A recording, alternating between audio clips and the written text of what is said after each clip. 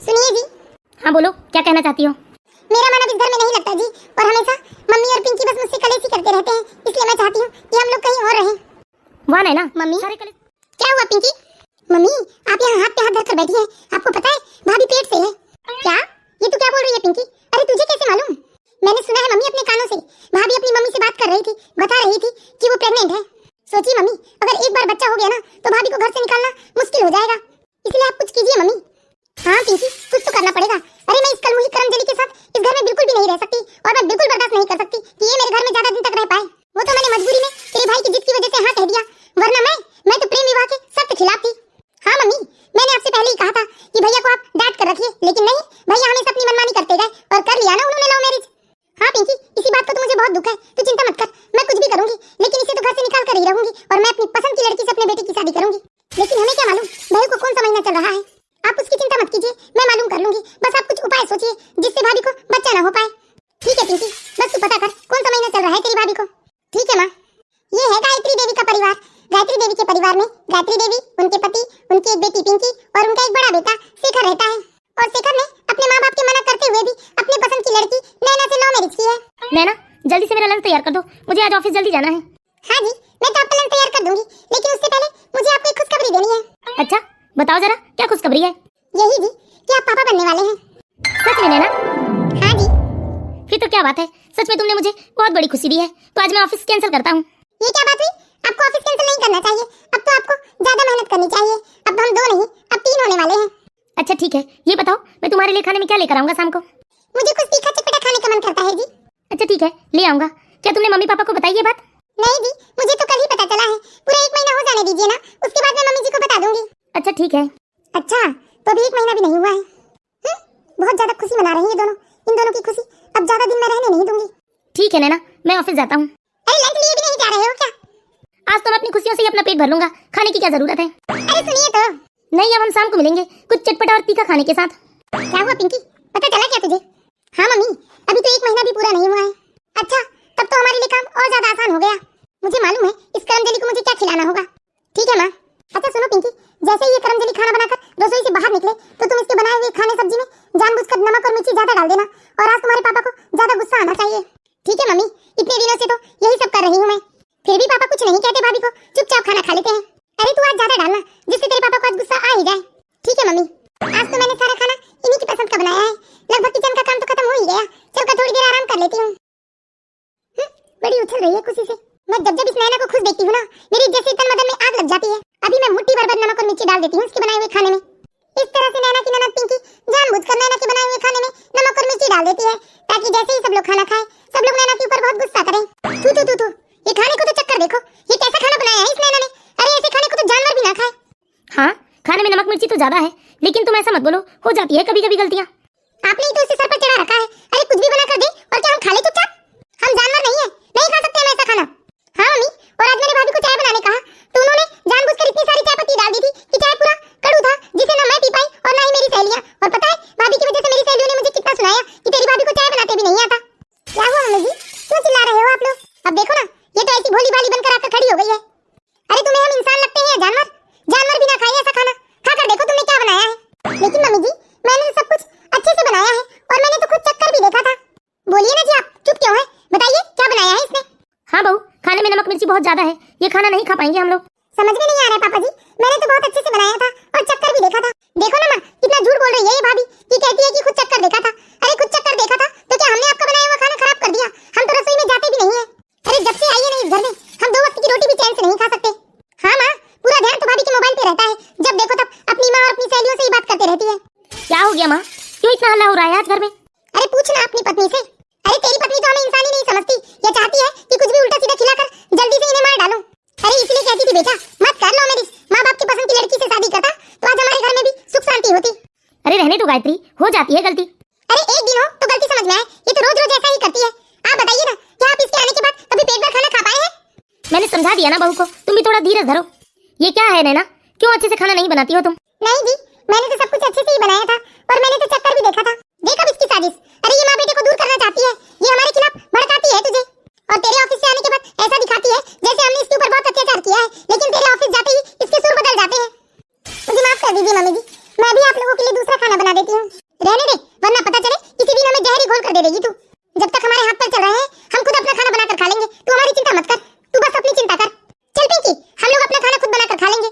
नैना, तुम ऐसा क्यों करती हो जिससे मम्मी को गुस्सा आता है? तुम्हें तो मालूम ही है ना मैंने किस तरह से अपनी माँ को मनाया है लव मैरिज के लिए।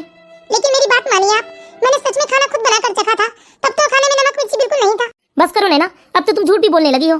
अरे अगर तुम ऐसा बोलोगी तो माँ और मेरी बहन को क्या लगेगा? क्या उन लोगों ने तुम्हारा बनाया खाना बिगाड़ा है? इसलिए देखो नैना, ये बेवजह का बहस करना बंद कर दो तुम। और तुमने तो कल कपड़े भी ढंग से नहीं धोए थे नैना, लेकिन फिर भी माँ ने तुम्हें कुछ नहीं कहा था और बेचारी खुद कपड़ों को फिर अलग से धोकर सुखा दी थी। मेरा यकीन कीजिए जी, मैं सारा काम मन लगा कर करती हूँ, लेकिन देखती हूँ मेरे किए हुए सारे काम बेकार ही हो जाते हैं।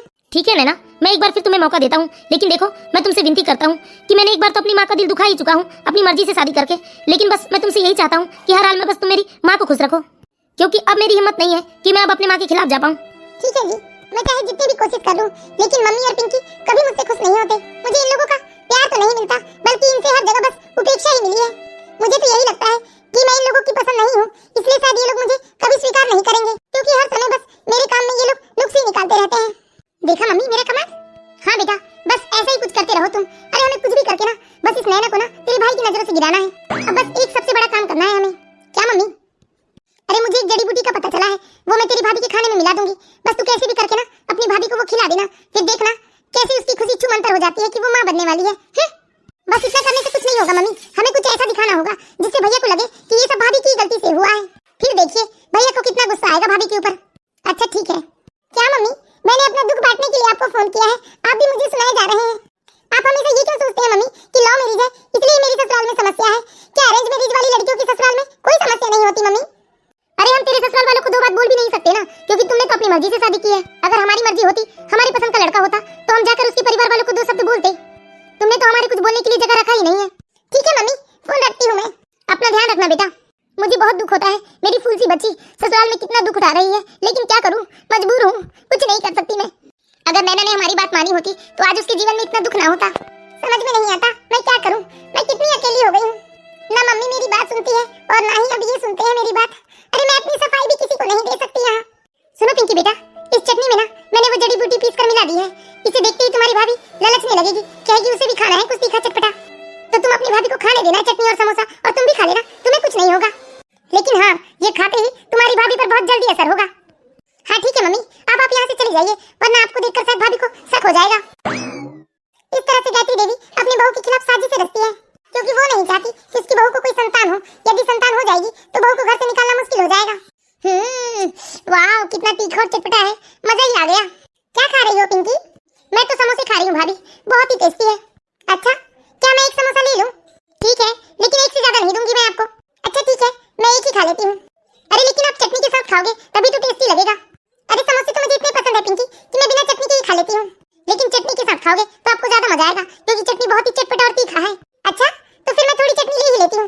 इस तरह से बेचारी नैना सारी साजिशों से अनजान चटनी और समोसे खा लेती है, और खाकर वो अपने कमरे में आराम करने चली जाती है। अब आएगा मजा। खा लिया इसने चटनी और समोसे। क्या हुआ पिंकी, तेरी भाभी ने खाया क्या चटनी और समोसे? हाँ माँ, खा लिया इसने। तो अब मेरी बात सुन, 1 घंटे के अंदर इसका असर हो जाता है। हाँ मम्मी, जैसे ये बात हम लोग को नैना बताएगी तो हम जानबूझकर उसे ही डांटेंगे, और जब तुम्हारा भाई आएगा तो उसके सामने भी हम लोग खूब नाटक करेंगे और उसे ऐसा दिखाएंगे कि जैसे सब कुछ नैना की गलती से हुआ है। फिर देखना पिंकी अपने भाई का गुस्सा, अरे कैसे इसे धक्के मारकर इस घर से निकालता है। हाँ माँ, यही देखने को तो मेरी आंखें तरस गई है। बस अब मैं तो बैठकर इंतजार कर रही हूँ कि ये नैना कब आए और बताए कि उसके साथ ऐसा ऐसा हो गया है। और हाँ मम्मी, जब तक भैया नहीं आ जाएंगे तब तक भी हम लोग यहीं बैठे रहेंगे। हमसे पहले भैया भाभी से ना मिल पाए, तभी तो हम भैया को भाभी के खिलाफ थोड़ा चढ़ा बढ़ाकर बताएंगे, और हमारी बात सुनने के बाद जब भैया भाभी से मिलेंगे तो भाभी के ऊपर ज्यादा गुस्सा करेंगे। हाँ पिंकी, तू ठीक कहती है। पिंकी और गायत्री पूरे 1 घंटे तक बाहर हॉल में बैठकर नैना के आने का इंतजार करते हैं, और तभी 1 घंटे बाद नैना रोते हुए सामने आती है। मम्मी जी, मेरा फोन नहीं दिख रहा है, इन्हें फोन कर दीजिए, मेरी तबीयत कुछ ठीक नहीं लग रही है। क्यों, तुझे क्या हुआ? मम्मी जी, लगता है मेरा ऑपरेशन हो गया है, मुझे ब्लीडिंग हो रही है। क्या तू पेट से थी? अरे तूने तो हमें कभी बताया ही नहीं। लगा पिंकी, तेरे भैया को फोन लगा। हाँ मम्मी, अभी लगाती हूँ भैया को फोन। अरे क्या हो गया पिंकी, क्यों मुझे फोन लगा रही है? अच्छा हो गया बेटा जो तू आ गया। देख तेरी पत्नी हमको अपना दुश्मन समझती है। अरे ये पेट से थी, लेकिन इसने हमें बताना जरूरी नहीं समझा। अरे ये हमें दुश्मन समझती है बेटा, तभी तो इसने हमें इतनी बड़ी खुशखबरी नहीं बताई। अब तू ये बता, अगर मैं ये सुनती तो मुझे कितनी खुशी होती कि मैं दादी बनने वाली हूँ। लेकिन देख, आज अपनी खुद की गलतियों की वजह से इसका अबॉर्शन हो गया, तभी आकर हमको बता रही है कि प्रेग्नेंट थी। क्या अबॉर्शन हो गया? हाँ बेटा, अगर तेरी पत्नी ने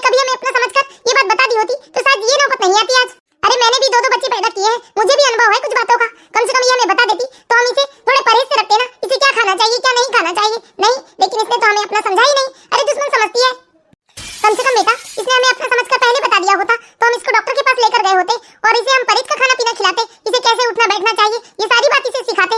लेकिन नहीं, इसने तो हमें अपना समझा ही नहीं। अरे दादी बनने से पहले ही इसने मेरी सारे अरमानों पर पानी फेर दिया। क्यों नैना, क्यों बताना तुमने जरूरी नहीं समझा मेरी माँ को? अरे मैंने तुमसे पहले ही कहा था कि माँ को बता दो, लेकिन नहीं, सच में माँ सही कहती थी कि तुम कभी माँ को अपना नहीं समझती। नहीं जी, ऐसी बात नहीं है। मैंने तो आपको पहले भी बताया था ना कि 1 महीना पूरा हो जाने दीजिए, उसके बाद मैं सबको बता दूंगी घर में। नहीं नैना, अब मुझे समझ में आया, तो हमेशा तुम्हारी ही गलती होती है। कभी तुमने माँ को अपना नहीं समझा और ना ही मेरी बहन को। आज तुम्हारी गलती की वजह से हमारा बच्चा इस दुनिया में आँख खोलने के पहले ही तुम्हारी कोख में ही मर गया। आज मुझे बहुत अफसोस हो रहा है नैना कि मैं अपने माँ बाप के खिलाफ जाकर तुमसे शादी किया था, लेकिन अब मुझे ऐसा लगता है कि वो मेरी जिंदगी का सबसे गलत फैसला था। अरे अब नफरत होने लगी है मुझे तुमसे। प्लीज आप ऐसा मत बोलिए जी, क्या मुझे दुख नहीं हो रहा होगा? मुझे तो आप सब लोगों से ज्यादा दुख हो रहा है।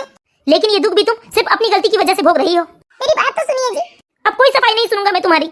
अपनी माँ और बहन की साजिशों से अनजान शेखर भी अपनी पत्नी नैना के ऊपर बहुत गुस्सा करता है और उस दिन के बाद से वो नैना से उखड़ा उखड़ा सा रहने लगता है। अब बेचारी नैना, वो भी ससुराल में पूरी तरह से अकेली हो चुकी थी, उसकी बात सुनने वाला वहाँ कोई भी नहीं था।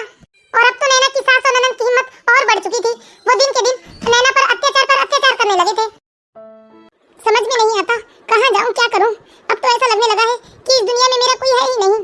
अगर मैं अपनी मम्मी से भी बात करती हूँ तो मम्मी बस मुझे इसी बात का ताना देती है कि मैंने लव मैरिज की है, अपनी मर्जी से शादी की है, तो मुझे तो सजा मिलेगी। समझ नहीं आ रहा है भगवान, मैं क्या करूँ। इतना तो समझ में आ गया है, जब तक मैं अपनी सास और ननद के साथ रहूंगी कभी खुश नहीं रह सकती, क्योंकि ये लोग जानबूझकर मेरे साथ कुछ ऐसा करते हैं और इनके सामने ये दिखाते हैं कि सारी गलती मेरी है। सच तो ये है कि मेरी सास ने मुझे कभी दिल से अपनाया ही नहीं। वो मुझसे नफरत करती है अंदर ही अंदर, क्योंकि मैं उनकी पसंद की बहू नहीं हूँ ना। सुनिए जी। हाँ बोलो, क्या कहना चाहती हो? मेरा मन अब इस घर में नहीं लगता जी, और हमेशा मम्मी और पिंकी बस मुझसे कलेश ही करते रहते हैं, इसलिए मैं चाहती हूँ कि हम लोग कहीं और रहें। वाह नैना, सारे कलेश तो तुम ही करती हो और ऊपर से मेरी माँ और बहन के ऊपर इल्जाम लगाती हो। नहीं जी, मेरा यकीन कीजिए, मम्मी और दीदी मुझे दिल से स्वीकार ही नहीं पाए हैं। वो हमेशा मेरे काम को खराब करते हैं। तुम ये कैसे कह सकती हो कि मम्मी और पिंकी तुम्हारे किए हुए काम को खराब करती हैं?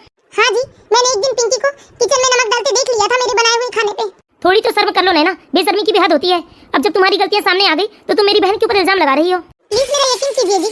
नहीं नैना, अब तुम्हारे ऊपर मुझे बिल्कुल भी यकीन नहीं रह गया है। अरे तुम्हारी गलती की वजह से मैंने अपना बच्चा खो दिया। क्या आप हर वक्त बस यही गाना गाते हैं कि मैंने अपना बच्चा खो दिया, बच्चा खो दिया? क्या वो मेरा बच्चा नहीं था? क्या मुझे दर्द नहीं हुआ होगा या मुझे कोई अफसोस नहीं है? अरे कौन माँ चाहती है कि उसका बच्चा जन्म लेने से पहले दुनिया को छोड़ जाए? आपसे कहीं ज्यादा तकलीफ मुझे हो रही है, और ऊपर से आप लोगों के ताने, जैसे तो मेरा जीना ही दुभर हो गया है। हाँ तो ताने सुनने पड़ेंगे ना, क्योंकि तुमने ऐसी गलती की है। नहीं शेखर जी, मेरी गलती ये नहीं है कि मेरा बच्चा आज मेरे साथ नहीं है। मेरी सबसे बड़ी गलती ये है कि मैंने आपसे लव मैरिज की है। अब मुझे समझ में आ गया, मम्मी पापा बिल्कुल सही कहते थे कि लव मैरिज मत कर। एक ना एक दिन देखना शेखर का भी मन भर जाएगा तुमसे, और वो भी तुम्हें दरकिनार कर देगा। और देखो ना, वही हो रहा है मेरे साथ। मैं वो दिन भूली नहीं हूँ जब एक दिन भी आप मुझसे बात किए बिना नहीं रह सकते थे, लेकिन आज पूरे 2 महीने हो गए आप मुझसे सीधे मुंह बात तक नहीं करते। और साथ में आपकी मम्मी और बहन, वो भी मुझे उल्टे सीधे उलाहने देती है, ताने देती है। मैं जो भी काम करती हूँ वो सारे काम खराब कर देती है, और फिर भी आप मेरा विश्वास तक नहीं करते। इसलिए देखिए शेखर जी, मैं आपसे विनती करती हूँ कि हम लोग अलग रहने लगते हैं, तभी हमारे जीवन में खुशहाली आ सकती है। नैना, अब तुम्हारी किसी भी बात का मुझे भरोसा नहीं रह गया। सच कहूँ नैना, मुझे भी अब तुम्हारी किसी भी बात का भरोसा नहीं रह गया। अब मुझे लगता है नैना कि मेरी माँ बिल्कुल ठीक कहती थी कि तुम उन्हें कभी अपना नहीं समझती। मुझे अच्छे से याद है, जब तुमने मुझे ये खुशखबरी दी थी तब मैंने तुमसे कहा था कि ये बात जाकर माँ को बता दो, लेकिन तुमने साफ मना कर दिया। और देखो ना आज उसका परिणाम। शेखर जी, आप ले लेके सारी बातों को बच्चे तक ही क्यों ले आते हो? अरे अब ऐसा तो नहीं कि अब जीवन भर हम माँ बाप नहीं बन सकते, हमारे पास और भी मौके हैं ना। एक बार आप खुश रहने की कोशिश तो कीजिए और मुझे भी खुश रखिए। देखना, भगवान ने चाहा तो जल्दी मेरी गोद फिर से भर जाएगी। और यदि आप मुझे माफ न करके किसी तरह का जीवन जीना चाहते हैं तो नहीं जीना है मुझे ऐसा जीवन। ऐसे जीवन से तो मौत ही भली। मुझे लगता है अब मुझे भी गुस्सा छोड़कर जिंदगी को नए सिरे से शुरू करना चाहिए। ठीक है नैना, मैंने तुम्हें माफ किया, लेकिन देखो तुमने दोबारा अगर ऐसा कुछ किया तो मुझसे बुरा कोई ना होगा। मैंने ये सब जानबूझकर नहीं किया है जी। अच्छा ठीक है, अब ये सब भूल जाओ और देखो अब तुम कोई ऐसी गलती मत करना जिससे हमारे घर में कलेश हो। अब मैं सुख शांति का जीवन जीना चाहता हूँ। हाँ जी, मैं भी तो सुख को तरस गई हूँ। एक बार शेखर फिर नैना को माफ कर देता है और वो दोनों खुशी खुशी रहने लगते हैं। इस तरह 3-4 महीने बीत जाते हैं, लेकिन शेखर की माँ और बहन को उन लोगों की ये खुशी बर्दाश्त नहीं होती, और वो लोग फिर से साजिशें रचने लगते हैं कि कैसे एक दूसरे से इन्हें दूर किया जाए। देखो ना बेटा, अरे फिर से तुम्हारे भैया और भाभी खिलखिला रहे हैं। अरे हमने कितनी ही कोशिश की, लेकिन ये करमजली मेरे बेटे का पीछे ही नहीं छोड़ रही है। हाँ मम्मी, मैं भी जैसे भैया और भाभी को एक साथ हंसते देखती हूँ ना, मेरा तो खून खोलने लगता है। लेकिन अब क्या करें बेटा? मम्मी मेरे पास एक आखिरी आइडिया है। हाँ कहो ना बेटा। देखो मैं किसी बात को लेकर ना भाभी के साथ जानबूझकर झगड़ा करूंगी और भाभी के ऊपर हाथ उठा दूंगी, और जैसे मैं भाभी के ऊपर हाथ उठाऊंगी तो मुझे यकीन है भाभी पलटकर मुझे थप्पड़ जरूर मारेगी, और जब मुझे भाभी थप्पड़ मारेगी तब से मेरा ड्रामा शुरू हो जाएगा। फिर देखिए कितना मजा आएगा, और भैया कैसे धक्के मारकर उसे घर से बाहर निकाल देते हैं। हाँ, लगता है ये आइडिया तो काम कर जाएगा। देखो अब मम्मी, मैं ड्रामा कैसे शुरू करती हूँ। भाभी जरा एक कप चाय लेकर आना।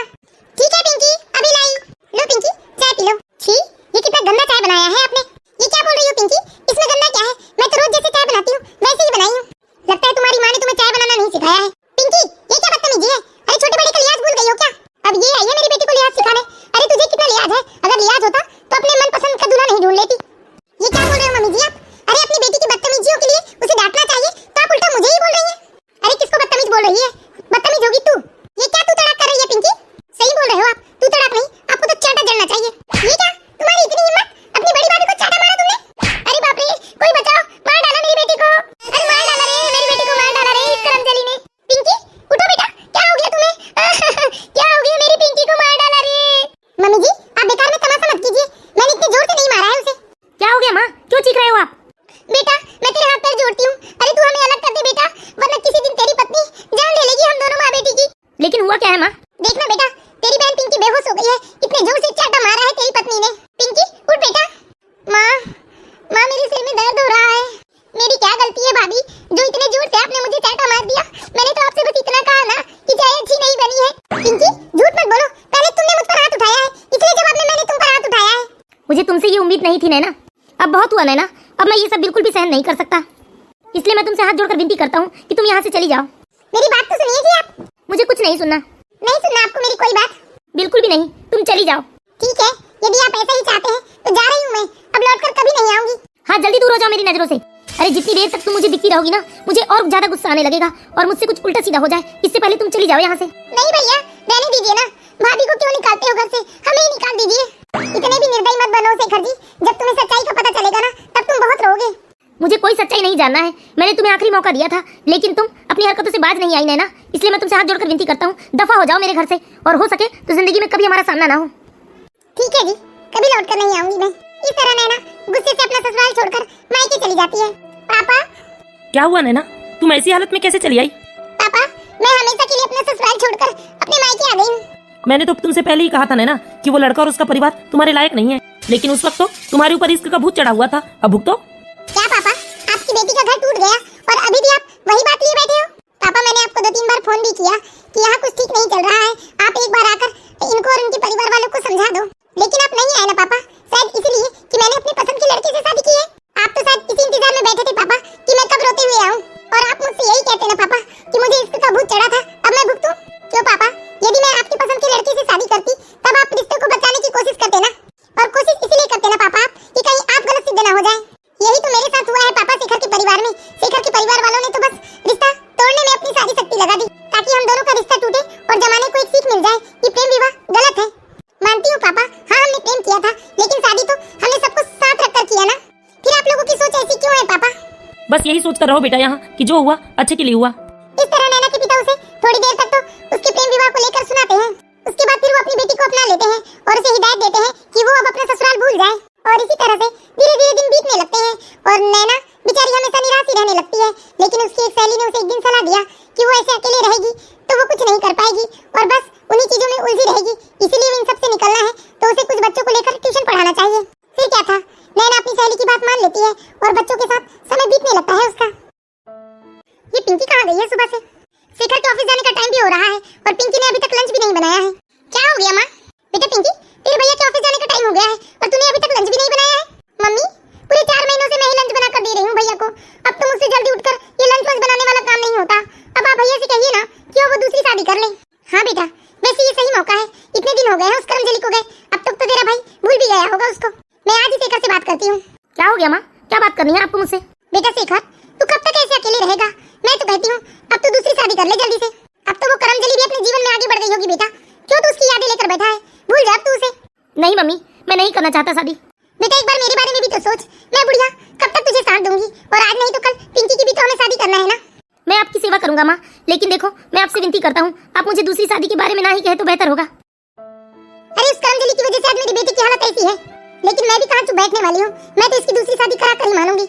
हाँ मम्मी, एक बार शादी हो गई ना तो भैया भी उस नैना को भूल जाएंगे। सुनिए जी, मुझे शेखर का अकेलापन अब देखा नहीं जाता। तो ले आओ नैना को वापस। देखिए जी, आप दोबारा उस करमजली का नाम मत लीजिएगा मेरे सामने।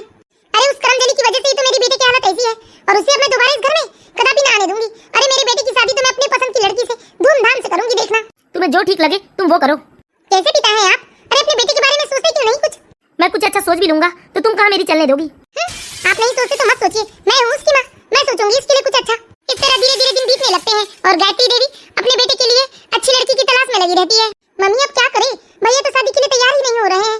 अरे कैसे तैयार नहीं होगा बेटा, मैं हूँ ना, उसे देखना मैं कैसे मजबूर कर दूंगी दूसरी शादी के लिए। अरे हम दोनों ने कितनी मेहनत की है उस नैना को घर से निकालने के लिए। हाँ मम्मी, मैंने तो बेहोश होने का नाटक भी कर लिया था और किसी को पता भी नहीं चला। अरे उस करमजली को तो इसलिए मैं घर से निकालना चाहती थी क्योंकि मैं अपनी बेटी की शादी अपनी पसंद की लड़की से करना चाहती थी। मम्मी, अरे शेखर बेटा तू? मम्मी मैं सोच भी नहीं सकता आपने मेरे और नैना के खिलाफ इतनी बड़ी साजिश रची। अरे नहीं बेटा, मैंने कुछ नहीं किया। बस कीजिए मम्मी, झूठ बोलना, मैंने सब कुछ अभी अभी अपने कानों से सुना है। और पिंकी तू तो मेरी छोटी बहन है, सच सच बता पिंकी, क्या बात है तुझे मेरी कसम। और आज तूने सच नहीं बताया तो अपने भाई का मरा मुंह देखेगी। भैया मुझे माफ कर दीजिए, भाभी की कोई गलती नहीं थी भैया। सच तो ये है कि मैं और माँ बिल्कुल भी नहीं चाहते थे कि भाभी इस घर की बहू बने, इसलिए हमने ये सारा नाटक रचा और आपके सामने हमने ऐसा दिखाया जैसे सारी गलती भाभी की है, लेकिन सच में भाभी की कोई गलती नहीं थी। यहाँ तक भैया भाभी का जो अबॉर्शन हुआ वो हम लोगों की वजह से हुआ है। मम्मी आप तो मेरी माँ है ना, आप तो हमेशा मेरी खुशियों की परवाह करते थे, लेकिन आज आपको क्या हुआ मम्मी? मैंने नैना को क्या कुछ नहीं कहा मम्मी, सिर्फ आपके लिए। मैं अभी जाकर नैना से माफी मांग लूंगा मम्मी। इस तरह से सारी सच्चाई सुनने के बाद शिखर को अपनी गलती पर बेहद अफसोस होता है और वो अपनी गलती का पश्चाताप करने के लिए अपनी पत्नी नैना के घर पहुंच जाता है। नैना, शेखर जी आप यहाँ क्यों आए हैं? आप चले जाइए यहाँ से, मुझे आपसे कोई बात नहीं करनी है। नैना मुझे माफ कर दो नैना, मुझे अब सारी सच्चाई पता चल चुकी है। मैंने आपसे पहले ही कहा था ना, जब आपको सच्चाई का पता चलेगा तब आप बहुत पछताएंगे। हाँ नैना मुझे माफ कर दो, बस एक मौका दे दो मुझे आपसे कोई बात नहीं करनी है, आप चले जाइए यहाँ से। नैना अगर तुमने मुझे माफ नहीं किया और हम दोनों हमेशा के लिए अलग हो जाएंगे तो हमारे घर वाले जीत जाएंगे और कहेंगे कि लव मैरिज की वजह से हमारी शादी टूट गई। इसलिए नैना प्लीज मुझे एक बार माफ कर दो, मैं तुमसे वादा करता हूँ कि दोबारा मैं कभी ऐसी कोई गलती नहीं करूंगा। आपको माफ करना मेरी मजबूरी है, क्योंकि मैंने आपको माफ नहीं किया तो आज मेरे पापा जीत जाएंगे, इसलिए आज मैं आपको माफ करती हूँ। हाँ बेटा, इस तरह रिश्ते खत्म नहीं किए जाते, तुम दोनों को एक दूसरे को एक मौका जरूर देना चाहिए। इस तरह से नैना शिखर को माफ कर देती है और अब वो दोनों खुशी खुशी रहने लगते हैं। तो बताइए दोस्तों, आप लोगों को हमारी ये कहानी कैसी लगी और इसी